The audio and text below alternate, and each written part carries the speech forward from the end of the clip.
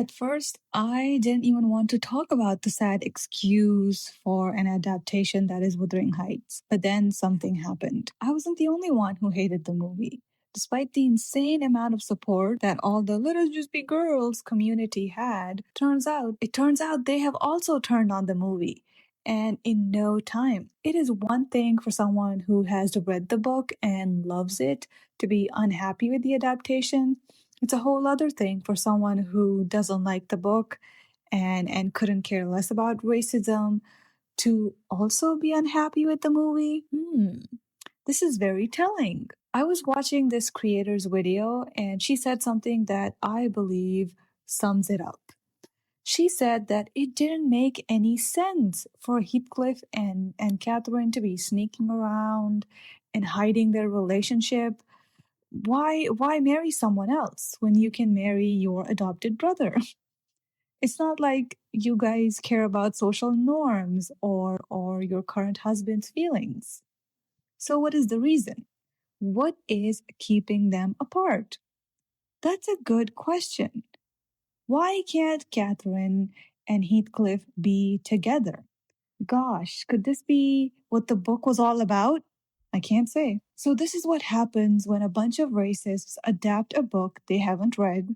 They try to take away the racial identity of the main characters, and they do this on purpose. We live in a world where no matter how racist you are, you can't get away with hiring only white people for a movie.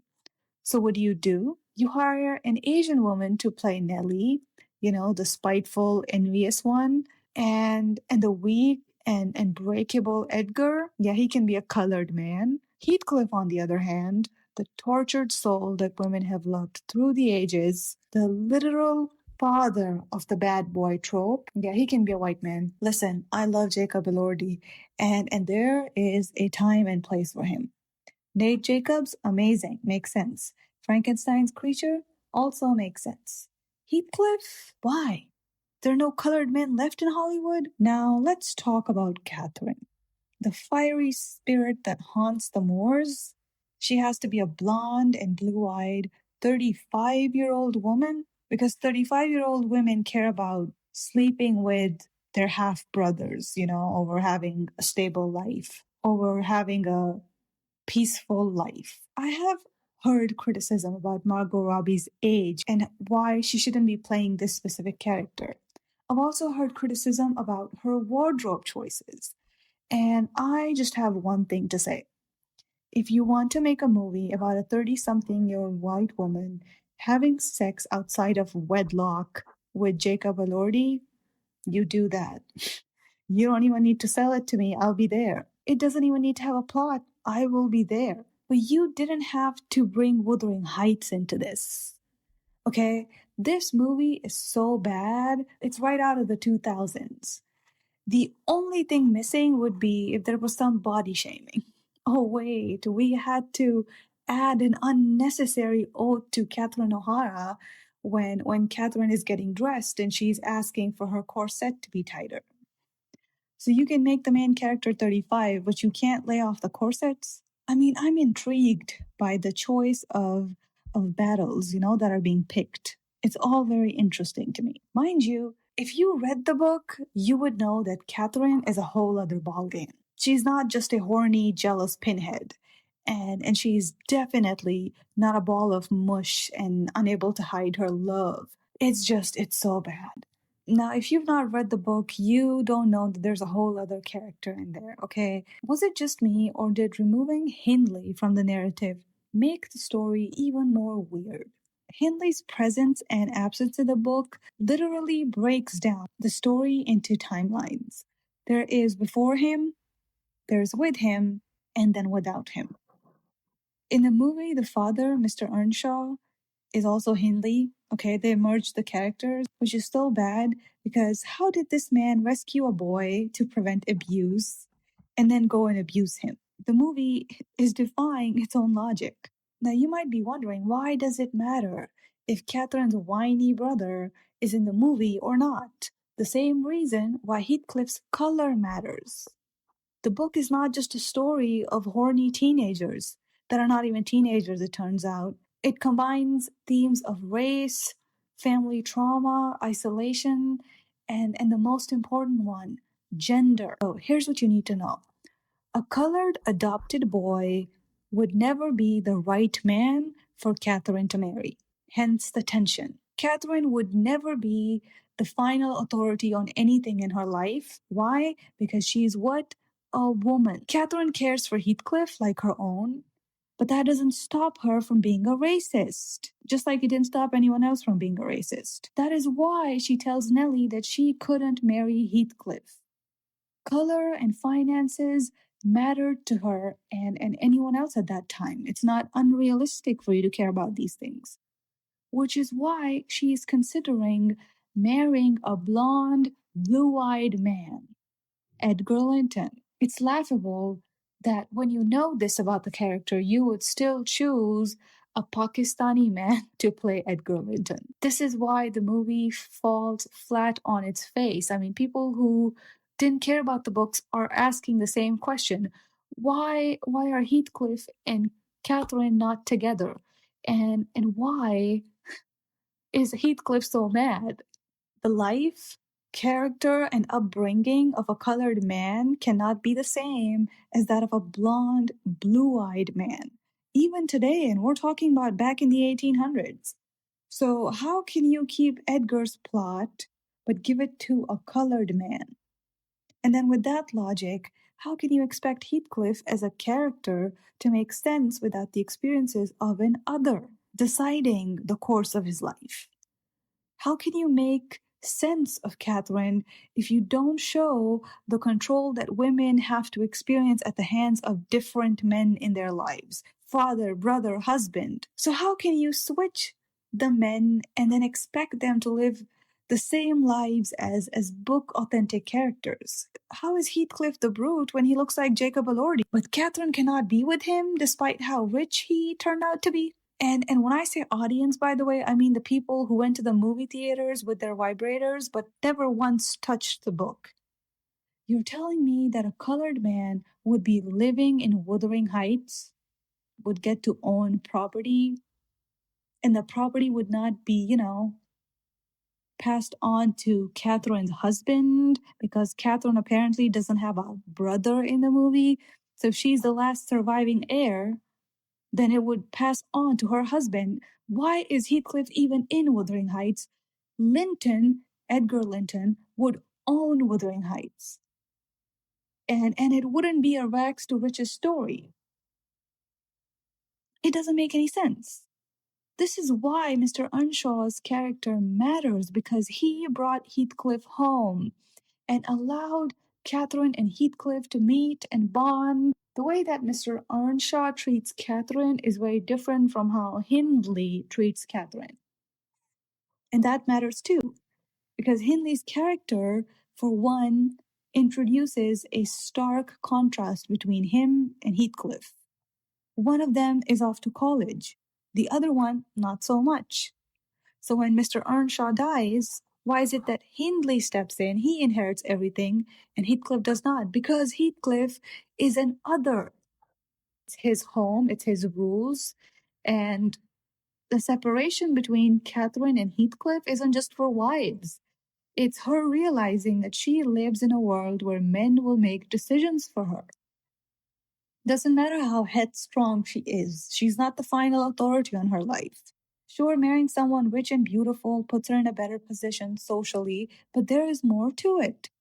When she spends time with the Lintons, she realizes that Edgar is a weak man who is at her beck and call. Marrying someone like that, and this gives her freedom that she needs for herself and also to be with Heathcliff.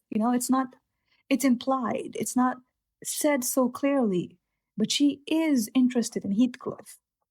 Catherine is not a good person, okay? No one's saying she's a good person. She has her issues. She wants to be with Heathcliff, but she has no delusions about his right as an equal. She cannot marry an other. She knows that. No matter how close they are, he's always going to be an other. And that is the problem. This is what the creator was asking, by the way. How is Heathcliff another? And how will marrying him ruin her? because they keep saying you will ruin me. So how exactly is Heathcliff going to ruin you? Now do you understand why marrying Heathcliff would ruin someone? Because of his color. And when you take that out, it just doesn't make sense anymore. Color is not just color in this book, okay? It stands for a lot of things. You cannot take that out of the equation and still have the same story. No amount of genitals will distract the audience from the fact that things are not adding up. Why? Because you don't care about the story. You wanted to use the story to promote your story. If you take out the color, all the colors, by the way, not just one, you mess up the balance. The craziness of the characters can no longer be justified if you don't see what color and socioeconomic status they are. It also changes how you look at these characters. It makes you realize just how bad some of these characters are and how the others are not as bad. No one is good. We don't have any good people in Wuthering Heights or in this book whatsoever, but there there are levels to this. Another thing that you may have noticed is that the people who have not read the book but have watched the movie are surprised that Heathcliff is not a good person. Oh no, he's abusive. I mean, what was your first clue? Heathcliff's treatment of his own child, Hindley's child, and Isabella are all related to his trauma. Mind you, we're not justifying it. He's never justified. But yes, they are a direct consequence of what was done to him by Hindley. And why was that? Again, because of his color. If you think that all the book nerds are just overreacting because color is not that deep and the cast is already diverse, just know that without the existing dynamics and colors of the characters, there's no story. There's literally no story. There wouldn't be enough material to make a novel out of. And I don't mean this, and I'm not even exaggerating. I literally mean there would be no story. The story would go, there was a property, it was bought, and it rained that day. That's it. That would be the story. If there's no colorism, Heathcliff wouldn't be roaming around without a parent and a guardian, and he wouldn't get adopted by Mr. Earnshaw. If he was white, his status, even as an adopted child, would be different from that of a non white boy. He wouldn't be living with white kids and sticking out like a sore thumb. And if he wasn't sticking out like a sore thumb, Hindley would not have any reason to abuse him, or at least to the extent that he did. And if he was just a regular white boy, then Catherine wouldn't be mesmerized by him because she already has a white brother and she's not that close to him. If he wasn't an other, there would be no tension in the house, and these attempts to separate Catherine and Heathcliff, there would be none of that, because there's nothing disgraceful about two white kids playing. It's only weird if you're the quote unquote brute. Heathcliff wouldn't have to worry about, not being right for Catherine because he would be white. And the job prospects of white people are very different from those of, the brutes. He wouldn't be interesting to other women or exotic because he would just be a standard white guy with a standard job. He also would be very different. I mean, his demeanor would be very different because so much of his personality is just trauma response. So if there's no trauma and then there's no isolation, then there's no trauma bond and is just a standard white guy. So why is he at the grave of his half sister asking for her to come back and haunt him? Like, that is too dramatic for two white people who have not experienced anything significant. Do you get what I'm saying? The director of this movie dropped the ball in a way that has never really been dropped before. It is something. It is one thing to adamantly imagine Heathcliff as a white man because you're white.